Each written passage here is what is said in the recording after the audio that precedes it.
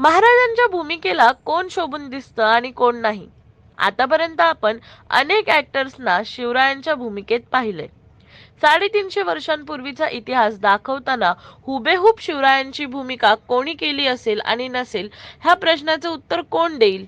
आपण आधी बघूया रोल करणाऱ्या कलाकारांची यादी.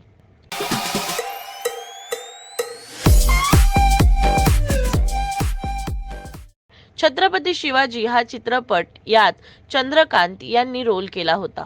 मी शिवाजीराजे भोसले बोलतोय मध्ये महेश मांजरेकर यांनी केला.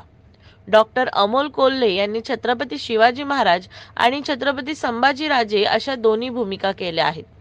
चिन्मय मांडलेकर यांनी दिग्पाल लांजेकरांच्या शिवअष्टक या आलेल्या आणि येणाऱ्या सिनेमात काम करताना दिसत आहेत. अक्षय कुमारने देखील शिवरायांची भूमिका केली होती. कशी केली हे माहीत नाही. शरद केळकर यांनी अजय देवगणच्या तानाजी चित्रपटात महाराजांच्या भूमिकेचा रोल केला. हा चित्रपट खूप चालला.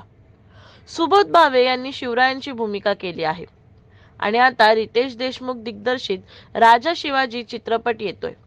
तर रवी जाधवचा सैराटमधील परशाला घेऊन शिवरायांवर सिनेमा येतोय.